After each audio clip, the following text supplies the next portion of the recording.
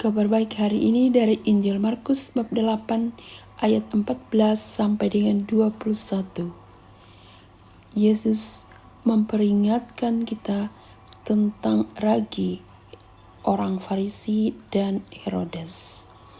Dalam ayat 14 sampai dengan 16, Yesus memperingatkan murid-muridnya tentang ragi orang Farisi dan Herodes. Ragi dalam konteks ini bukanlah tentang makanan, melainkan tentang pengaruh buruk yang dapat merusak iman dan perilaku. Yesus ingin agar murid-muridnya waspada terhadap pengaruh-pengaruh yang dapat membuat mereka menjauh dari Allah. Ayat 17 sampai dengan 18 tentang kebutaan rohani. Yesus bertanya kepada murid-muridnya, apakah mereka tidak mengerti tentang peringatannya? Dia ingin agar mereka memahami bahwa peringatannya bukan tentang makanan, melainkan tentang pengaruh buruk yang dapat merusak iman dan perilaku mereka. Kebutaan rohani dapat membuat seseorang tidak dapat melihat atau memahami kebenaran yang sebenarnya. Ayat 19 sampai dengan 21 mengingatkan murid-muridnya. Yesus mengingatkan murid-muridnya tentang mujizatnya yang telah dilakukan sebelumnya, seperti membagikan 5 roti kepada 5.000 orang dan 7 roti kepada 4.000 orang. Dia ingin agar mereka mengingat dan memahami bahwa Dia adalah sumber kekuatan dan kehidupan mereka.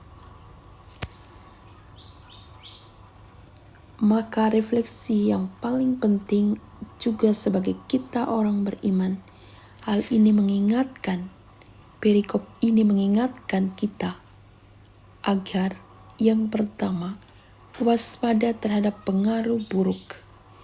Kita harus waspada terhadap pengaruh-pengaruh yang dapat membuat kita menjauh dari Allah. Ada banyak orang-orang di sekitar kita, mungkin tanpa kita sadari, mereka sudah memberi pengaruh-pengaruh buruk terhadap perkembangan iman kita. Bahkan menyeret kita untuk pergi jauh dari Allah kita, dari gereja kita.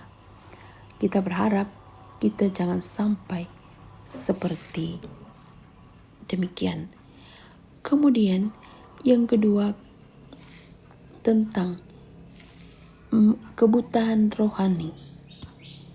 Kita harus berhati-hati agar tidak menjadi buta rohani, sehingga kita tidak dapat melihat atau memahami kebenaran yang sebenarnya. Kita diminta agar terbuka mata hati dan iman kita melihat kehadiran Yesus yang sungguh nyata di dalam hidup dan diri kita, yang selalu memberi kita kekuatan yang menjadi sumber hidup kita. Yang ketiga, mengingatkan kebaikan Allah.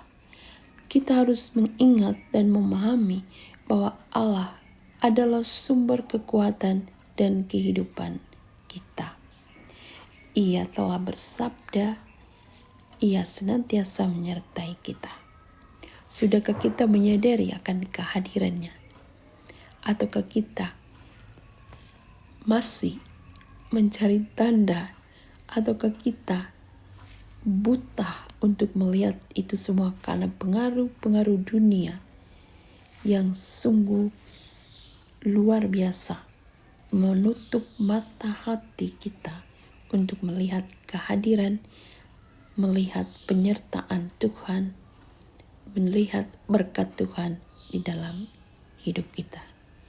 Waspadalah selalu agar kita selalu dekat dengan Tuhan, Jauhilah segala pengaruh-pengaruh buruk dari orang-orang di sekitar kita, dari situasi yang membuat kita jauh dari Allah. Semoga Tuhan Yesus memberkati.